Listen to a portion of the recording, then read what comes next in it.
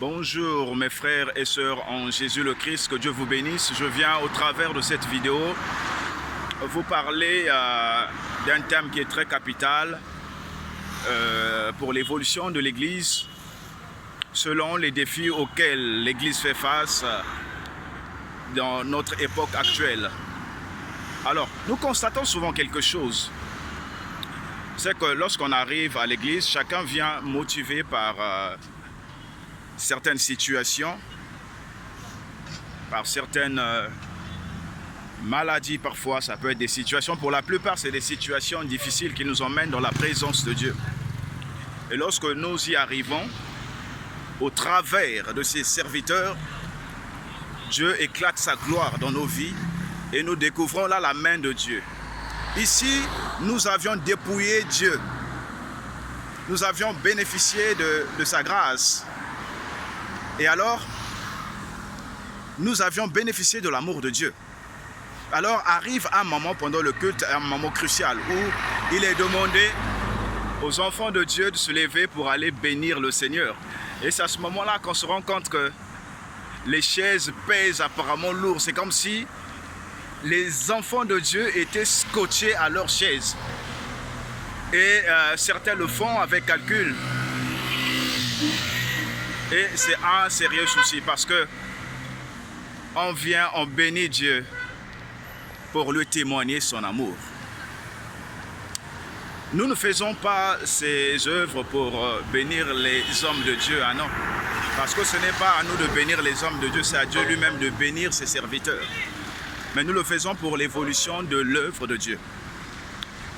Faire une offrande, donner, offrir à Dieu ce qu'il y a de plus précieux pour sa vie, c'est aussi une manière de témoigner son amour pour Dieu. Donc lorsque nous donnons à Dieu, c'est aussi une déclaration d'amour. Alors, est-ce que Dieu nous a-t-il montré un exemple d'amour? Oui, effectivement, dans Jean 3, le verset 16, la parole déclare que « Car Dieu a tant aimé le monde qu'il a donné son Fils unique afin quiconque croit en lui ne périsse point, mais qu'il ait la vie éternelle. » Donc cela est un exemple parfait pour ce qui est de la manifestation de l'amour de Dieu pour les hommes. De la même manière, nous aussi, en lui témoignant notre reconnaissance, nous sommes censés lui bénir. Avec tout ce que nous avons de plus cher, eh bien, ce sont nos moyens financiers, notre argent pour l'avancement de son œuvre. Dans les évangiles, il nous est mentionné une histoire où le Christ était en train d'organiser un service d'offrande. Et bien, à ce moment-là, il y en avait des gens qui étaient des riches et il y avait aussi une femme veuve qui n'avait qu'une petite pièce qu'elle avait donnée. Le Christ va dire aux gens que cette dame-là a donné plus que tout le monde, alors qu'il y avait des milliardaires, des millionnaires. Alors, les gens ont souvent tendance à tordre un peu le sens, la compréhension finalement, selon l'interprétation de cet acte qu'avait posé la vieille. Et voilà pourquoi ils trouvent une excuse pour offrir à Dieu le peu de ce qu'ils ont. En réalité, ce n'était pas que le peu qu'elle avait donné, mais elle avait donné tout ce qu'elle possédait. Cette petite pièce, c'était l'entièreté de tout ce qu'elle avait avec elle. Donc, elle a offert tout ce qu'elle avait.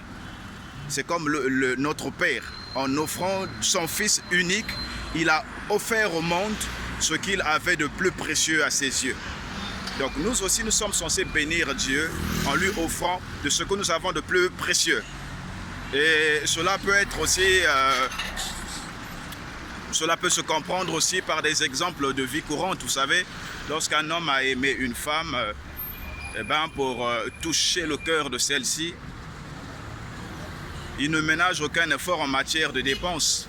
Il s'arrange à donner, à lui offrir des cadeaux, à lui donner des cadeaux d'objets précieux, dans le souci de lui témoigner son amour, pour prouver à celle-ci que son amour est véritable, qu'il est sincère dans son amour. Alors, donc, nous aussi évitons de briller par un égoïsme accentué, allons soutenir l'œuvre de Dieu. Ce n'est pas pour rien que Dieu vous a appelé dans l'église où vous êtes. C'est parce qu'il savait que vous allez participer à l'évolution de son œuvre. Dieu vous a béni, non pas pour vous-même. Il vous bénit pour que vous soyez une source de bénédiction, pour que vous soyez la source de l'avancement de son œuvre, pour que vous puissiez soutenir son œuvre. Soutenez les hommes de Dieu là où vous vous trouvez, soutenez l'évolution de vos églises. Arrêtez surtout de ne apprécier que les églises des autres. Ce qu'il y a de mieux chez les autres, vous pouvez aussi le faire chez vous. Et à ce moment-là, en pensant à mettre de vos cœurs dans le service de Dieu. Vous savez, dans la Bible,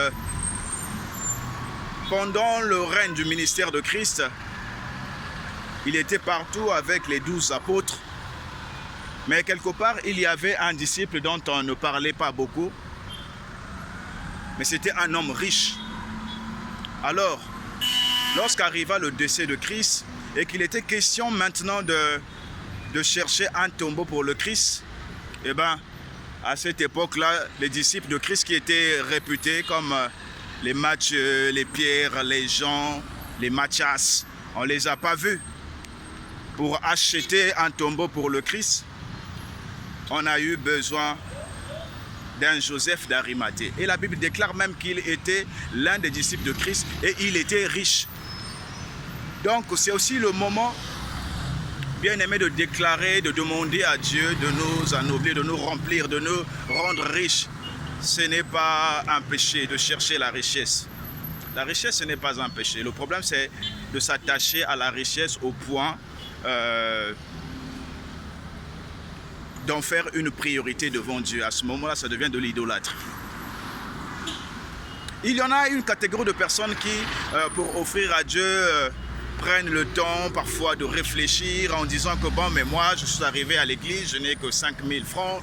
Si je donne tous les 5 000 francs là, comment je vais faire pour me nourrir demain, comment je vais faire pour la semaine et tout. Ils ne savent pas comment mettre Dieu à l'épreuve. Comme le dit Malachie 3, 6 à 10. Voyez-vous, il y a eu une histoire très édifiante dans la Bible lorsque Abraham a été appelé à monter auprès du Seigneur à la montagne, établir un autel pour offrir en sacrifice son fils Isaac. L'enfant Isaac va demander à son père, mais papa, nous sommes arrivés au lieu où nous sommes censés offrir à Dieu le sacrifice. Mais ici, je ne vois pas l'agneau. Voici qu'il y a l'autel, mais il n'y a pas l'agneau. Alors, Abraham, en répondant à son fils Isaac, il dira à ce dernier, mon fils, Dieu se pourvoira de l'agneau. Donc, à Abraham, Dieu lui demande d'apporter Isaac dans la présence de Dieu. Mais lorsque Isaac lui pose la question à son père pour le simple fait qu'il ne voit pas un agneau pour le sacrifice, Abraham dira à son fils, non, mais Dieu se pourvoira de l'agneau. Alors, par là, qu'est-ce qu'on peut comprendre? Quelle est la leçon que nous pouvons tirer de cette histoire? Bien aimé, lorsque Dieu nous appelle pour apporter Isaac, Isaac c'est ce que tu as de plus précieux. Ton prémisse, ton fils unique, le fils de la promesse. Lorsque Dieu t'appelle pour soutenir son œuvre, tu es censé lui offrir ce que tu as de plus précieux.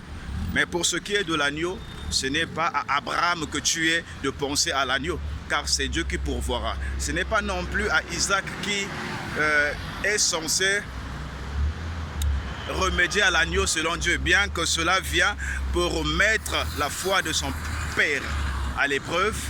Mais pour ce qui est de l'agneau, c'est Dieu qui pourvoit. Ça veut dire que pour le lendemain, lorsque Dieu t'appelle dans sa présence pour offrir, pour soutenir son œuvre, ne pense pas à ce qui peut arriver demain. Ne te dis pas qu'en donnant à Dieu, tu seras dépouillé au point où tu ne sauras tenir pendant des mois, au point où tu n'auras pas la possibilité de faire de la provision dans ta maison. Donne d'un cœur sincère et avec joie, et tu verras, l'abondance sera finalement ton partage. Tu verras que tout le bonheur, la richesse viendra s'installer dans ta maison. Ce Dieu va te surprendre, bien-aimé. Mets ses paroles en pratique, mets ses conseils en pratique. Soutiens l'œuvre de Dieu et tu verras qu'il y aura un grand changement positif. Les conséquences positives seront incalculables dans la vie de la personne qui met ses moyens pour soutenir l'œuvre de Dieu. Alors, que Dieu vous bénisse. N'hésitez plus pendant les moments des offrandes, offrez à Dieu tout ce que vous avez de plus précieux, mais avec un cœur sincère.